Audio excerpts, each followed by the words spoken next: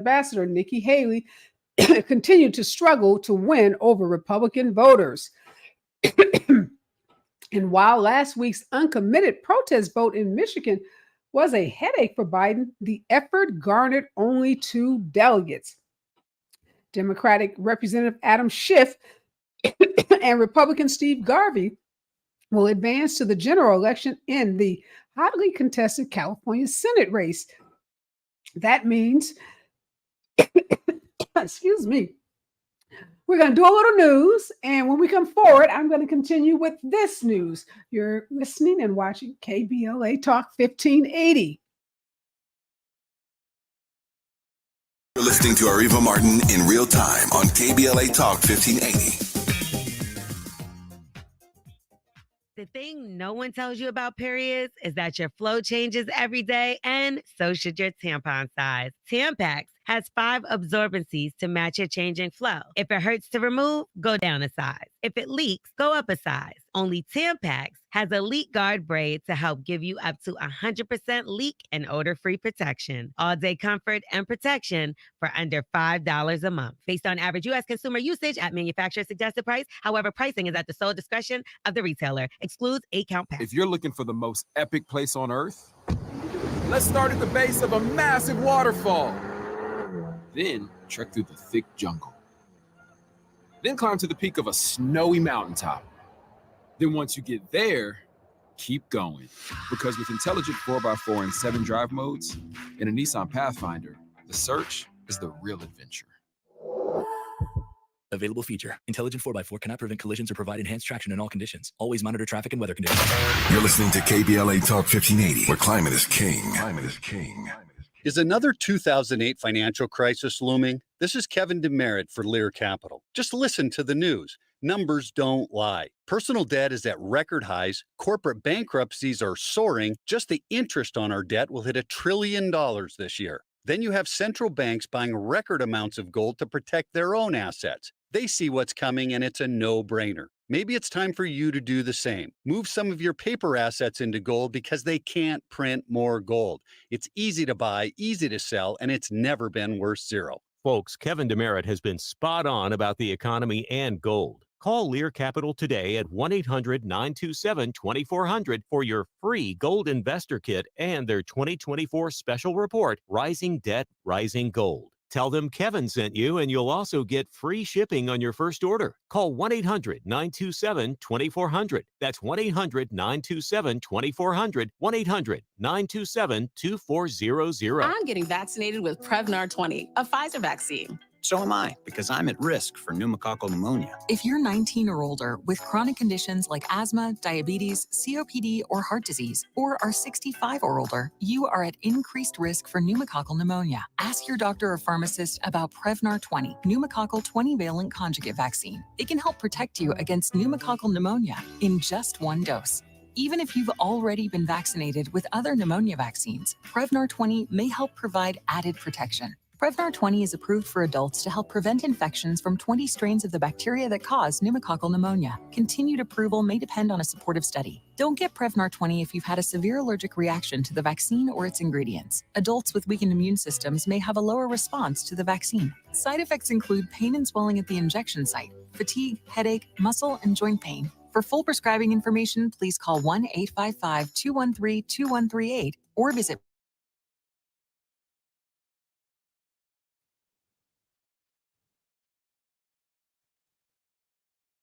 We are back, and this time I have lots of water next to me, so I apologize for that.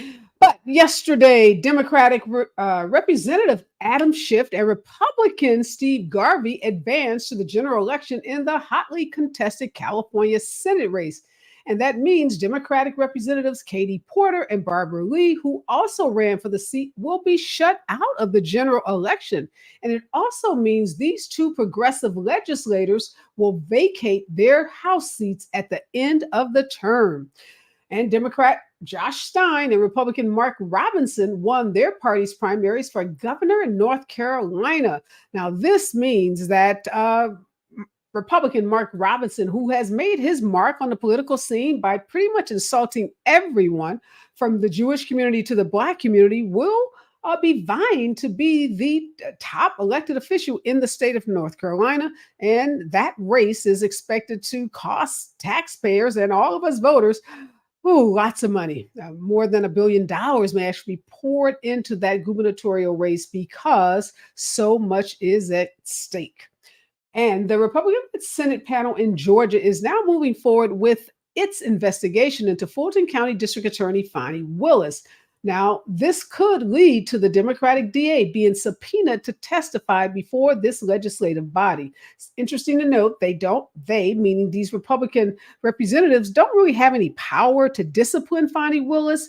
They can, however, continue to carry out this attack on her and allow witnesses like the attorneys for Donald Trump to continue to report out on the salacious details of her personal relationship with Nathan Wade.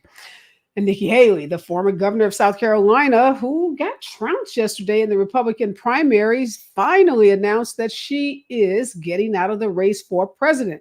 Now, unlike others who ran for president as Republicans, Nikki Haley did not say that she was going to support Donald Trump in the general election, nor did she endorse him yesterday. And a federal judge in Texas has ruled that a 55-year-old federal agency created to help minority-owned businesses must now open its doors to every race.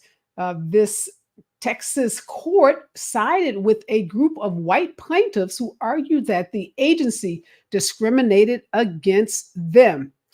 And even though Donald Trump dominated the Republican primaries yesterday, the word is that he is out of money or near out of money. He's meeting with Elon Musk and others trying to secure big donations for his campaign.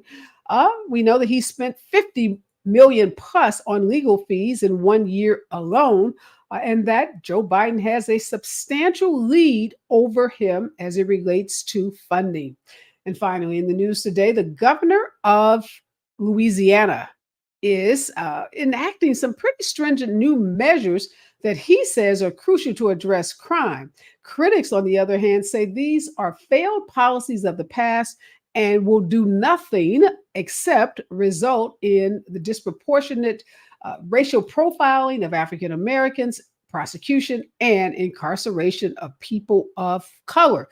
They say what the governor is proposing is, in fact, a way to punish people of color disproportionately, dash any hopes that they had for pathways to rehabilitation, and really create a staggering cost on the taxpayers of that state. This is Areva Martin in Real Time, and I'm your host, Areva Martin, and this is your one-stop destination for today's trending news, expert analysis, and my unfiltered opinions.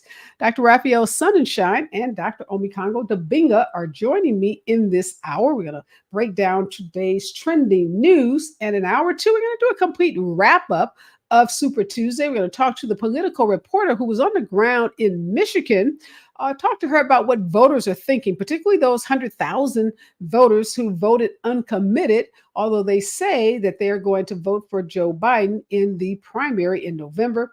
Also talking to another voting expert about what we should make out of how both Joe Biden and Donald Trump performed yesterday. But before I bring on Dr. Dabinga and Dr. Sonnenschein, or Rafe as we finally call him, just wanted to note this story caught my attention in the news today. It's a thirsty, yes, you all know what I mean. It's a thirsty Donald Trump. He barely has crossed the threshold, hasn't even really crossed the threshold to be the Republican nominee, although it's pretty clear that he will. But he's already calling for a debate with Joe Biden. And Joe Biden, thank goodness, had the perfect response to the Republican candidate by saying, look, I'm focused on something more important right now. And that more important is the State of the Union address that Joe Biden is going to give tomorrow night on Thursday. And Joe Biden says, I haven't made any plans yet to debate you. Now, isn't this ironic? Donald Trump, who would not participate in a single Republican primary debate, is already anxious to debate Joe Biden. Many believe that Donald Trump is so thirsty for attention, so thirsty for media coverage, so thirsty for donors that he's, trying to orchestrate this early debate. And thank you, Joe Biden, for not falling for the bait. Uh, Donald Trump didn't see fit to debate anyone in the primary. So maybe Joe Biden will tell Donald Trump the exact same thing that Donald Trump told those other contendants in the Republican primary. All right, Dr. Dominga, Rafe, what do you think? Joe Biden, should he or should he not debate Donald Trump? And why is Donald Trump talking about a debate on the day after Super Tuesday, Dr. Dominga? He is basically like the guy who, releases his album on the same day as another musician to try to like curb attention, right? He has to be in the news. Even when people were having some stories about someone like Biden, there was a stretch like last month where Biden was having like a bad week. There was stuff on Israel, Gaza. There were some stumbles on the campaign trail, not physical, but, verbal. And there was all of these things that people could dissect about Biden. And, but Trump kept talking. Trump kept doing stuff. He started saying things about the poison in the blood, started talking about registries, and he keeps doing things to keep himself in front of the camera because he has this mindset of negative. There's no such thing as negative attention. And so whether it makes him look thirsty, whether it makes him look desperate, whether it makes him look like something he can raise money off of, he is going to keep putting his face in front of people and, open mouth, insert foot, open mouth, insert other foot. And Biden can really take advantage of it by just saying, hey, man, slow down. I'm kind of doing my thing right now. And so I think that if Biden continues to do that, it's going to continue to allow Trump to become more unhinged. And then Biden will be like, okay, let's do the debates. And then he'll crush him. That's what I see happening. Well, I love, Rafe, that Joe Biden has the upper hand here. He's like, dude, I have something to do on Thursday night, and it's called State of the Union. And maybe you should tune in because you might learn a little something. And this is not going to be your race where you get to dictate, the who, where, what, and why, the way you did with the Republican primary. And I was really proud to see Joe Biden not fall for the bait that Donald Trump put out there. But let's talk about the State of the Union. We know Joe Biden is already getting ready for the hecklers. He knows the Republicans are going to come hard for him, the Marjorie Taylor Greens of the world. Who knows what they're going to wear, what they're going to do in the chambers. But they say Joe Biden has been getting ready for a while now, and he's going to, have himself poised so that he doesn't get thrown off his game because of what the Republicans are going to throw at him. But what are you expecting to see tomorrow night? Joe's not cool the way a lot of politicians are, but he's got a little bit of feisty element to him. He likes a fight. And I think his people have been holding him back for a long, long time. And I think his nature is to fight. And he also knows that Trump lives in a bubble of Republicans who are terrified of him. And as soon as he leaves that bubble, he finds that Democrats really are not very scared of him, have no reason to be scared of him. So he knocked out Nikki Haley. He got McConnell to endorse him. So he's feeling great. He's feeling like, well, what the heck? Now I can tell Joe Biden what to do. And I think Dr. DeBing is exactly right. The right answer is, I'll see you in the fall when the regularly scheduled debates are. Otherwise, take a hike. I'm busy. And he's not used to that. It drives him crazy. Plus, I'm here that Biden wants to tease him a lot, which I think is actually a wonderful strategy, and get under his skin. So Biden's he's showing me something. Yeah, I hope this is a new and emboldened Biden that we see on Thursday night at the State of the Union. We know there's been some shenanigans, even with him being invited, Rafe, to the Hall of Congress. Congress has to invite the president to, we have these kind of arcane rules about how you give the state of address and who has to do the invitation. But the timing could not have been perfect. They were playing around with the invitation, and now he gets to do it 2 days after Super Tuesday, after he's had this amazing run, 15 states or so. What he needs to do is avoid the Democratic tragedy of long listing things in speeches that every interest group in the country gets 1 minute of real time. And what you do is you come in with a couple of things you want to say, that you're fighting for freedom overseas and you're fighting for freedom here. And there's a lot at stake. Here's the stakes. Here's what I'm doing. And be on and off the stage quickly. But if it goes to the second half, this is what always terrifies me of State of the Union. It's going great. And then it says, and now for part two, Let's take a journey around the entire globe and look at every possible thing going on in the world. If he talks about anything but Ukraine and the Middle East about the world, forget it. Keep it short. So it's short for you, 20 minutes, 30 minutes, 40 minutes? What's short? I'll give him 30 to 40 minutes. And that includes applause lines, which of course they always stage all kinds of applause lines. But think of the one thing or the two things you want people to take away and blow everything else off. And he'll give a great State of the Union. What are you thinking, Dr. Domingo? You think 30, 40 minutes, or should he be up there for an hour and a half? Like Bill Clinton one year. Yeah, no, the 30, 40 minutes, like Doc is saying, you know, plus commercials. I mean, those have just add something in there. No, I mean, he's got to keep it short and sweet. Look, Americans have short attention spans.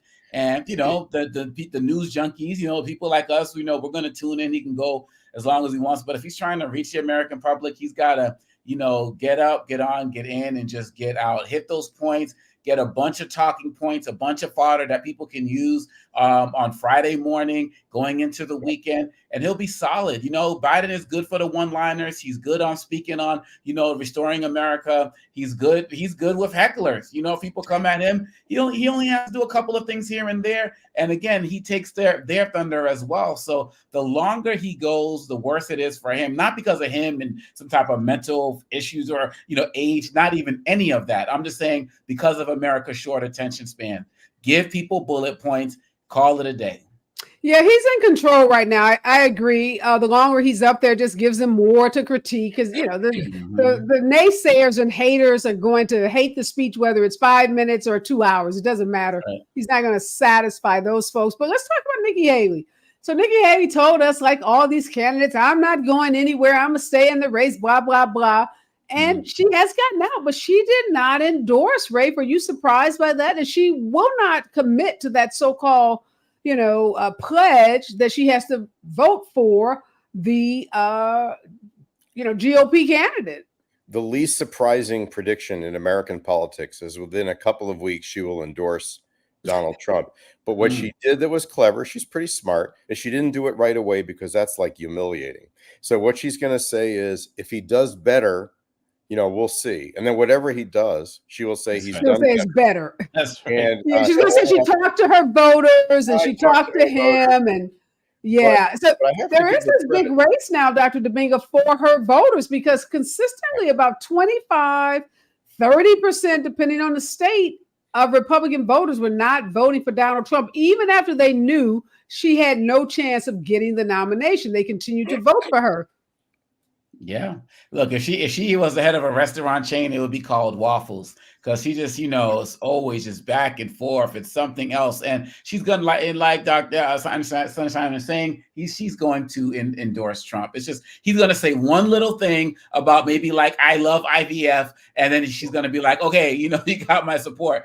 And, you know, the fact of the matter is Biden has a lot that he can appeal to her voters about, you know, his respect for the military, you know, her family's in the military, you know, his respect, you know, for women's rights. I mean, obviously she talked about, she felt like, you know, embryos are children and she tried to walk that back, you know, and showing that she supports Biden can kind of help her on that particular issue, kind of shore up that, you know, gaffe that she had.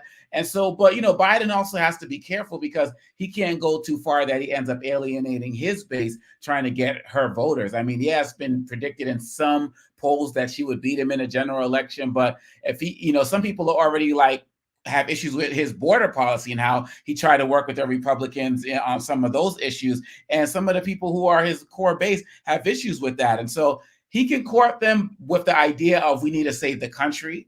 Haley talked a lot about the importance of having good character, like those types of issues that she talked about. He can appeal to that, but that's as far as it goes. He can't go that far with a lot of policy stuff to get her voters. Well, you know, Rafe, she gave the Democrats a lot of good content for ads because she went after Trump in terms of his mental competency, his age, his moral character. And I'd love to see some of her comments, you know, with her face, you know, some videos of her criticizing Donald Trump used in some Democratic ads. So how much can Biden take advantage of what she, you got her comments, you got Chris Christie. So there's several high profile Republicans who have been very, very critical of him. It's helpful. I have to give her some credit, though. Of all the Republican candidates this year, she's the only one, other than Christie, that really, was irrelevant. The only serious candidate who really took Trump on. It took her a long time to do it. It took her too long to do it. She took a lot of risks on that. And like you say, 20 to 40% of Republican voters were voting for her. She actually, put a little fear into him. But he doesn't really need her, because people in the Republican Party are saying things like, if you're not part of the MAGA team, we don't want you. That, if you replay that again and again, all basically Biden has to do, like he said yesterday, in effect, we're going to keep the light on for you here at the motel. You want to come in anytime, we're ready to take you in with us. And he's good at that. That's kind of what he's going to say. I'm not crazy. I'm not all the terrible things they say about you. You can come hang with us and it'll be okay.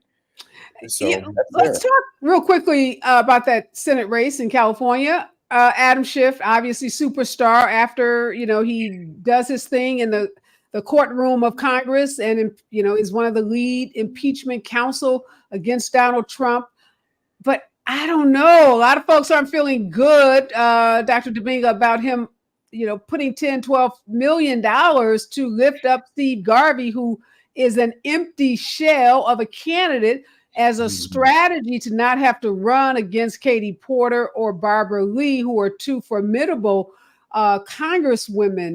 It's politics, and we know they it gets dirty, but I don't know. How did that strike you? Maybe I'm I'm not feeling it, and we've seen that happen across the country in smaller campaigns. In different states where Democrats try to prop up the person who they know they could beat, even though the person might be like the most extreme MAGA person, and they're going to try this a couple more times, and they're going to get caught. They're going to lose, and it's going to be a problem. And I know, Katie Porter was talking about this is going to affect the ability of, other down ballot votes and other Democrats wanting to come out. I'm not exactly sure about that. I think the way people have this idea of that anything that's blue we're going to vote for. So I think if they see a Republican on the ballot, it can still encourage a lot of Democrats to come out. But, Adam Schiff, over the last few years with the investigations and the like, he's been shining as one of the people, that are holding up American democracy. And so to do this, I think it takes a little bit of shine away from the kind of stellar persona he's had over the last few years. But like you said, politics is politics, but this is not something I want them to continue to do going forward. So, Rafe, we got this jungle election process in California that really makes it, challenging, because you have good Democrats running against good Democrats. And, I don't know, some folks might say, hey, Katie and Barbara, you know what you signed up for. And if you guys had the war chest that he had, or the ability, maybe you would have done the same thing. What do you make of it, being a California resident yourself? And a believer in reforms. I'm not crazy about this top two primary, because I'd rather see a real old-fashioned Democratic battle of those three and let Garvey win the Republican primary and then face off. And then in November, the parties get united and you fight it out. This creates all this mess. What happened is that Garvey and Schiff basically recreated two partisan primaries by sort of, not collaborating. They didn't do it together. But it's a goofy system in some ways, and it creates some of these odd strategies. I'm not crazy about it, but I also don't feel quite as negative about it. I think it's the rules that prevail, and you try to win. You try to set up the best situation you can. I guess we all had this kind of angelic view. I don't know why, but Adam Schiff just seemed like the nice guy next door that wouldn't, hurt a fly, even though he was a tough litigator as it, came to taking on Donald Trump and being a fierce protector of our democracy. I guess also we feel bad, or some of us feel bad, that these two women had to give up their seats. So to run for Senate, we lost two very progressive congresswomen because of the way the system, but again, it's politics. I didn't follow that closely, Rafe, but what happened? Who's advanced in Katie Porter's district and Barbara Lee's district? Well, it looks like it's going to be the Republican that Katie Porter beat last time, Baugh, and probably Dave Min, who has got some problems of his own. But there's tons more votes to come in. It'll be really competitive, and it's going to be bad for Democrats to lose a seat that wasn't just a Democratic seat. It was Katie Porter's seat. She was the Democrat who could win that seat. And they're pretty worried, really worried going into that one. And what about Barbara Lee? Her seat's pretty safe. She was in a Totally safe for Democrats. Very, again, both women, outstanding public servants, serve their country, phenomenal job in the House. Hate to see both of them lose, but obviously there was only going to be one Democratic candidate, and Adam Schiff, right time, right place and right candidate for a lot of folks. So I'm sure he'll serve California well. Nobody's feeling bad that we, have someone that's not the right candidate. When we come forward, I want to talk about Tennessee lawmakers advancing a bill that would ban the pride flag from being flown at schools, but yet the Confederate flag is still very much honored in that state. Stay with us, KBLA Talk 1580. More of Areva Martin in real time when we come forward. I'm Amber Payton. Here's the latest on the Black Information Network. A voting rights proposal named in honor of a former Black congressman from Atlanta is back on the table in Washington. U.S. Senator Raphael Warnock says that a Senate Judiciary Committee will consider the John R. Lewis Voting Rights Advancement Act, which brings back some safeguards of the original Voting Rights Act of 1965. Lewis served in office for over 15 terms after his time serving in early efforts to help the civil rights movement. New Orleans City Council is taking the next step in its ongoing effort to get Mayor LaToya Cantrell out of a publicly owned apartment in the French Quarter. Council members authorized the city's attorney to request an eviction order from a judge. Cantrell, who is Black, has ignored the council's demand to hand over the keys and move out of the apartment so that the city can lease it out. The council will consider initiating eviction proceedings against the mayor on Thursday if she hasn't vacated the apartment by then. That's the latest. I'm Amber Payton on your home for 24/7 News, the Black Information Network. Over in South LA's 110 North before Adams Boulevard, watch for an accident on the right shoulder with a heavy traffic flow over 15 minutes from the 105. Also in West Covina's 10 West before Holt Avenue, watch for an accident currently on the right shoulder and minor traffic coming from Via Verde. Making our way back through the Sepulveda Pass, it looks like a stall is starting to clear from the left lane of the 405 North and Mulholland and Skirball Center Drive split with a 40-minute traffic jam from Culver, Washington Boulevard interchange. There's also mudslide removal blocking the right lane through Malibu's PCH north between Corral Canyon Road and La Tiago. Robert Half research indicates 9 out of 10 hiring managers are having difficulty hiring. Robert Half is here to help. Their recruiting professionals use proprietary AI to connect businesses with highly skilled talent. At Robert Half, they know talent. Visit roberthalf.com today. This is the KBLA Sports Minute with Ray Richardson. LeBron James was named Western Conference Player of the Week after reaching the 40,000-point mark on Saturday.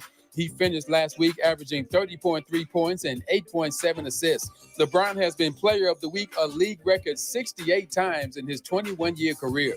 A couple of milestones under the radar, Rajah Caruth, a senior at Winston-Salem State University, became only the third Black driver in NASCAR's 76-year history to win a NASCAR event. Caruth won the Craftsman Truck Series race in Vegas. The previous two Black drivers to win a NASCAR event, Wendell Scott in 1963 and Bubba Wallace in 2013. Congratulations to the University of South Carolina women's basketball team.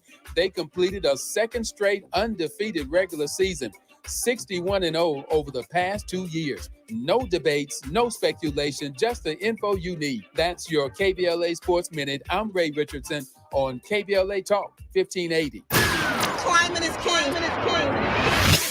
At KBLA Talk 1580, we believe that caring for the community means caring about the climate. You might have heard that we announced a pretty bold 12-month, $2 million campaign to do 4 things.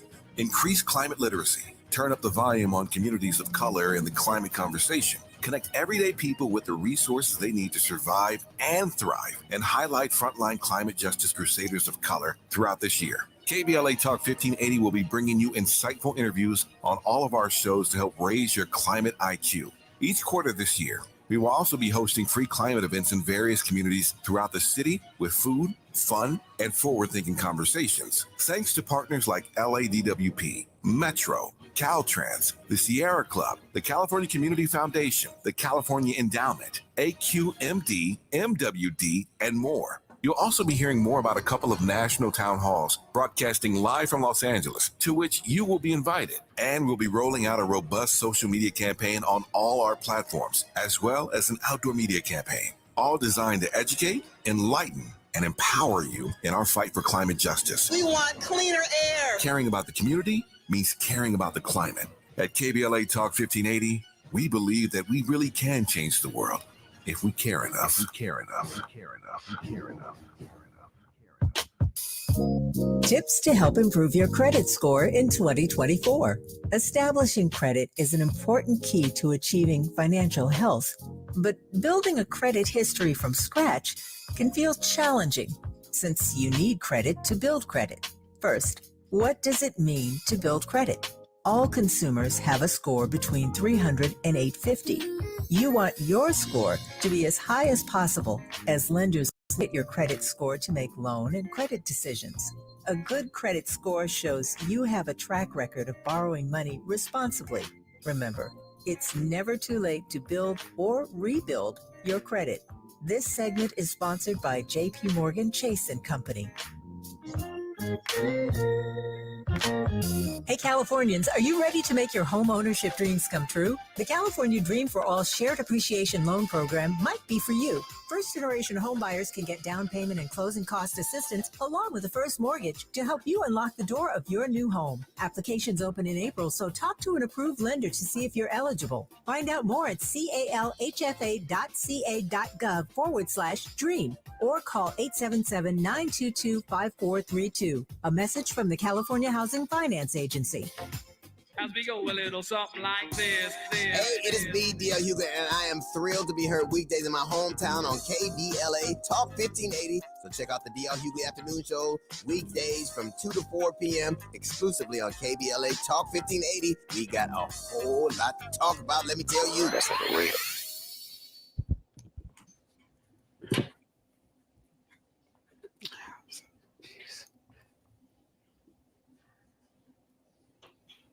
We are back, and Dr. Raphael Sonnenschein and Dr. Omikongo Dabinga are with us in this hour. And in hour two, it's going to be a wrap-up of Super Tuesday. Lots of important races yesterday, not just at the top of the ticket for president, but we're going to be taking a closer look at those races and what voters are thinking about as they move from primaries into the general elections.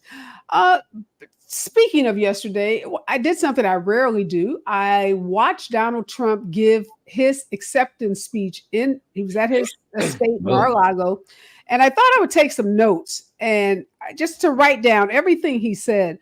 And what the papers wrote about the next day, this morning, is what a sinister and horrific view of America painted by Donald Trump in what should have been a celebration of him winning. So it's a victory speech of sorts, but yet he said this was Joe Biden had the worst presidency ever in the history of the country.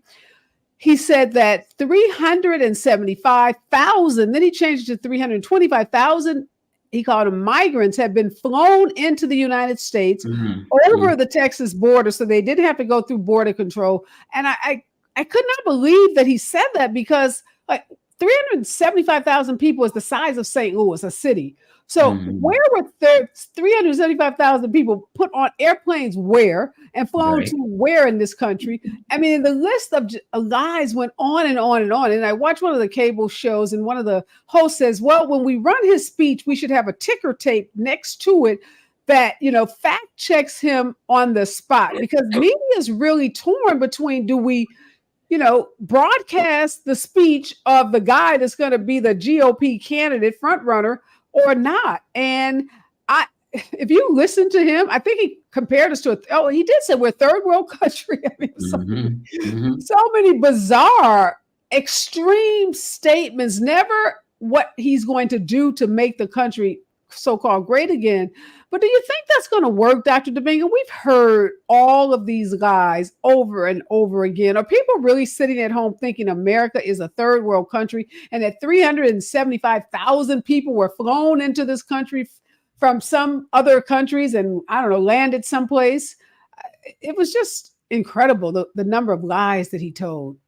Well, I mean, I feel bad that you can't get that time back. That you watched that with, his America's terrible agenda is what he's running on. He runs on the politics of fear. I mean, look, go back to his inauguration speech. That was also a doomsday speech, and unfortunately, there are going to be people who believe that. Fortunately, not. I believe that there won't be enough people that believe that. I do believe that if Biden stays on message and continues to do what he's doing, he's going to be able to continue. And the fact of the matter is, first of all, it's this one thing about America as being terrible. And then it's one thing to talk about the problems that exist in this country, but then just to be factually wrong on things. I mean, when we're talking about unemployment or we're talking about the economy, I mean, yeah, inflation is an issue, but it's not as bad as it was. I mean, there are so many great markers of how the economy is doing. People in corporate America are talking about this is the best time for them right now, stock market and the like. Hey, this Dr. Domingo, if he's there, if he's let me tell you this. Hold on a second. He took credit for that. He said the stock market is doing better than ever because Wall Street's so excited that he's so ahead in the polls and that he's coming back as president, and that's why the stock market is doing so well. So he had an explanation for that. And that's the thing. As long as as long as he is the only source for those people, and they got the Hannitys of the world backing him up, there will be people who will believe that. I just don't believe it's going to be enough people to deliver victory for him because he's running with the politics of division, and he has to have addition in order to win this election. But, he's such a manipulator, Rafe. He says the country was so divided when he came into office, and he single-handedly brought us together. He's called us out, Blacks and Mexicans and Asians. He says he brought us all together. And under Joe Biden, the worst president in the history of the country is now divided again, and we're all waiting for him to come and bring us back together. He said he had the lowest unemployment rate ever. He created the most jobs ever. I mean, he just gives himself credit for things that he has absolutely positively nothing to do with. And, sometimes if you say things over enough times, maybe you start to believe them. And other people do. But what are you thinking about this doomsday approach to America? Are we tired of it? It's like an old record that we've heard over and over again. I don't know about that. I think he hits a ceiling. I think he's always been around, can't get above 45%, and he keeps feeding back to that 45. But starting with tomorrow night, I think for the next 6 months is Biden's opportunity to tell a different story. And the advantage he has is it's fresh because I haven't heard it from any. He hasn't really been talking that much for his first 3 years. And I think if he starts to talk more in his quiet, calm way and say, let me just tell you the way we're doing, we're actually doing pretty darn well. Not perfectly, but just a few things you ought to know. It starts to become, you can't take him on a fact at a time, or you'll get pulled into it. You'll get kind of sucked into the whole craziness of it. But I think you're going to see a counter narrative now. And I think an incumbent president doesn't really have much more than 6 months to do that. They don't let you talk that much, and really get unfiltered opportunities. He'll have to get past the media's skepticism of him, which seems to just be relentless, and the focus on age, which of all the things that we should be worried about, age, I don't think is really should be as high on the list as it is. But I do think there's going to be another story being told going forward now. Yeah, it's interesting. One of the things that happened yesterday too, Dr. Domingo, was this Mark Robinson in North Carolina. Very troubling character. And I'm thinking about the governor of Louisiana, Jeff Landry. Now, nothing like Mark Robinson on the surface, but these governors, or the candidate and now the governor, show why these local elections are so important and why it's not just about the president and your senator and your congressperson. So Jeff Landry comes into Louisiana. He's about to take this state backwards 50 years on criminal justice reform, this knee-jerk reaction that whenever there's even the faintest talk about crime being up, and we know nationwide crime is down. Trump also lied about that. Yep. These draconian policies that end up, resulting in racial profiling of Black folks, over incarceration, overcharging, and Mark Robinson, has the potential to do that, but yet he's already been the lieutenant governor. How do we make sure people understand when you elect people like this governor in Louisiana, potentially Mark Robinson in North Carolina. These are the policies, whether it's, their appointment of justices to their Supreme Court so that you have children now sprouting out of test tubes, or you have these draconian criminal justice statutes and, this knee-jerk reaction, which is all about targeting Black folks, we know, in many of these criminal justice policies. It's really troubling that folks, I don't think we were making those connections in some of these elections.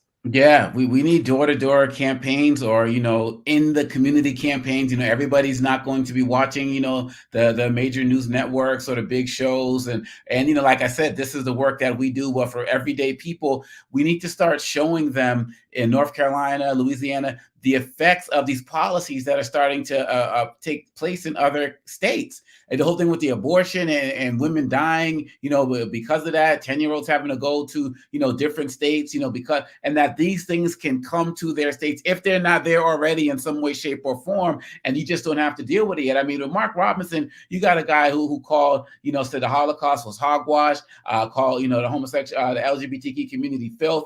Beyonce is a devil worshiper. And just today, video has emerged of him saying that he wished he could go back to the time when women never had the right to vote. Like, that's the other thing we have to do is show them the record, show them the audio, the video. These guys feel so emboldened despite all of the losses they've had nationally over the last few years. For some reason, they're more emboldened to speak on these things. Take that to the community, take that to the people, and let them see it and hear it. And he also said Black people should pay reparations themselves. So, he said we should be happy that slave owners brought us to this great country, and we owe reparations to white people. Yes. And this is the man who who Trump called Dr. King on steroids.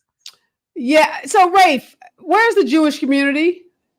Jewish leaders are doxing kids at Columbia, NYU, saying you can't get a job because you stage a pro-Palestinian,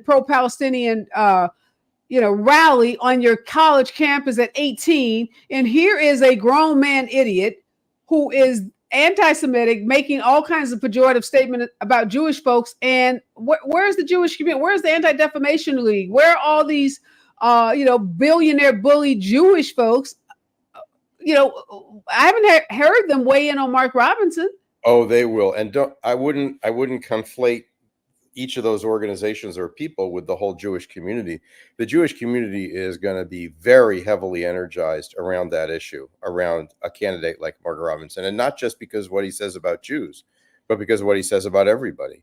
And I think you're going to see it's right now a traumatized community from October 7th and really having a very hard time kind of feeling isolated and having a lot of difficulty with it. But I don't think it's going to affect the strong support for democracy and for generally progressive politics. Let's face it, this is a really tough time for these communities. There's a lot of conflict, intergroup conflict around what's going on in the Middle East. That's not going to go away right away.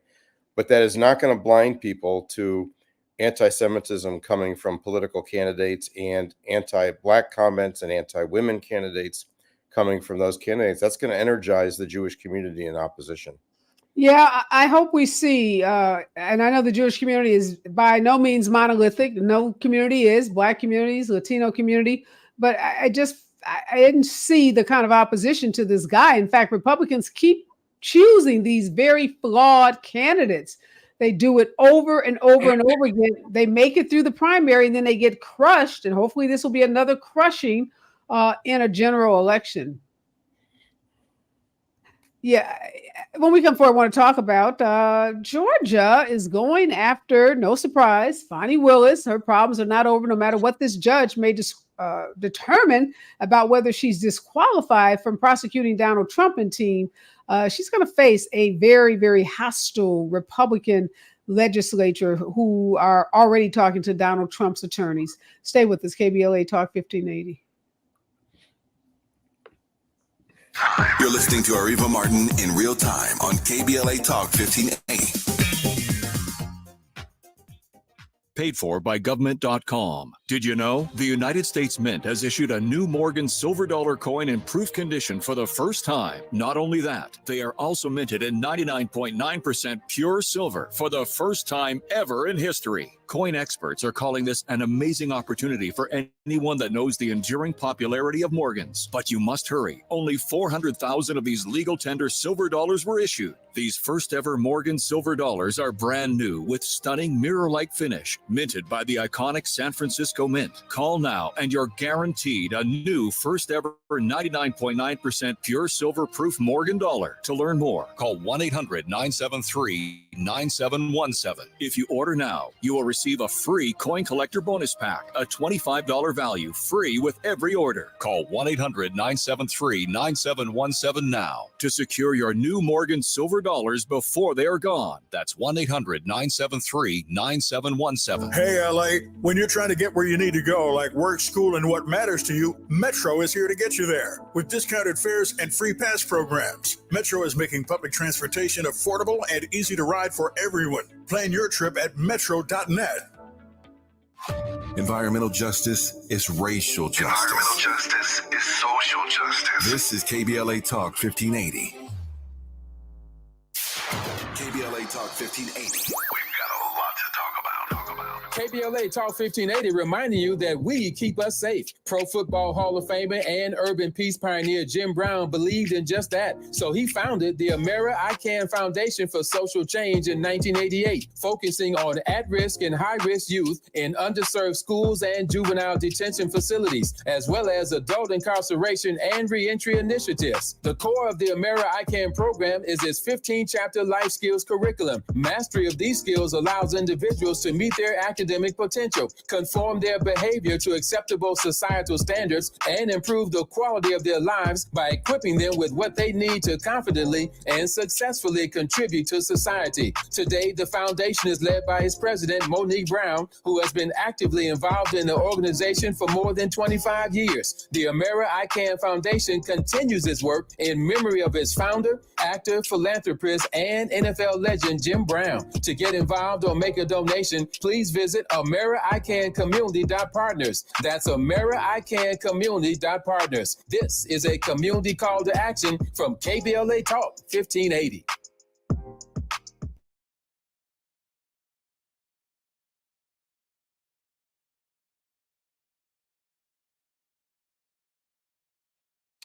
We are back, and Dr. Debinga, we are waiting for the judge in Fulton County. He said it would be about 2 weeks, so maybe that's the end of next week, to get a ruling on whether Fani Willis and Nathan Wade will be disqualified from continuing the prosecution of, Donald Trump and team. So the question is, what happens to Fani Willis? Even if this judge decides that she can continue with this case, we know that the Republican-led Georgia legislature is out for her. They wanted her off this case, months ago. And now they're going to conduct their own, what they're calling special committee on investigations. They've already issued a subpoena to Ashley Merchant, the defense attorney who's been leading the effort to remove Willis from the election interference case against Donald Trump. There's not a lot that they can do in terms of disciplining her, but they can keep this issue in the minds of voters. They can keep this issue in the minds of potential jurors in that state. How harmful do you think this is to Fani Willis to have this investigation opened? Look, I think at the end of the day, the Georgia Republicans, just like Republicans across the country, the Mitch McConnells of the world, everybody is rallying around Trump with any tactic they can use to delay. And by delaying, all of these different court, whether it's in Florida with, the situation down there in the files, whether it's, the appeals to the Supreme Court, whatever it is, every delay that prevents these trials from going forward is basically giving Donald Trump some form of blanket immunity or de facto immunity. And this is extremely problematic. And so with Fani Willis, they can delay this. They can bring her in week after week, and if she refuses, I believe they also have subpoena power as well. Are they going to try to arrest her if she refuses to testify? This is part of the delay tactic. Do anything possible to allow Trump to get into office again and make all of these cases go away. And the fact that so many of these trials are most likely not going to take place before the election is a travesty. And this goes back to me, outside of Fonnie Willis. Department of Justice should have started their things. They shouldn't have waited 14 or 18 months. But anyway, it's really sad. And I am concerned that some of these trials are not going to see the light of day because Republicans have found ways to be extremely more, more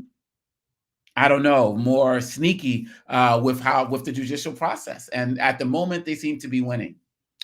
So, Rafe, it raises the question about the legitimacy of the court. If the court is seen as kind of, putting its weight on the scales and, siding in a way with Donald Trump, whether it's procedurally or substantively, how does it maintain any legitimacy? But clearly Donald Trump put those justices on the court for a reason. And he's expecting them to rule in his favor. They just did in the Colorado case.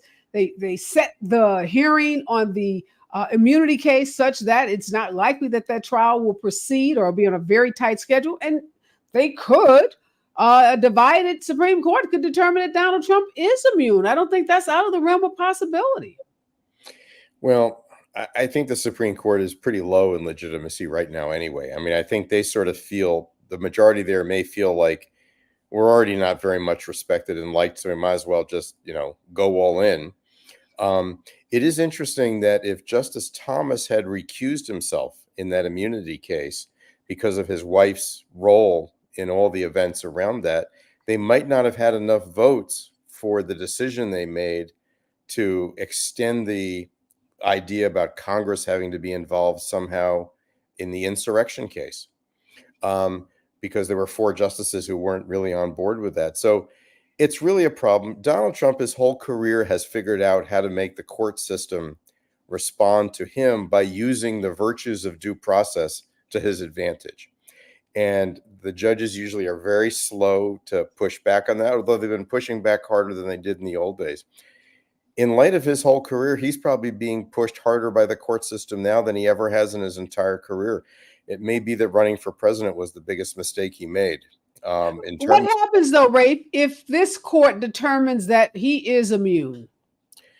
I don't think that they will. I think that, I'm wrong about every prediction, as I'm proud to say. But I think that basically the bigger problem is that could delay it till after the election, keep bouncing it back to the appeals court, then taking it back, because I don't think they want to rule that he has complete immunity, because then it would apply to Joe Biden too. Or they may try to do a Bush versus Gore and say it only applies in this one case. But either way, I think delay is the more devastating tactic and the one they could more easily pull off than actually ruling for immunity. So, Dr. Dominguez, some folks say it doesn't matter.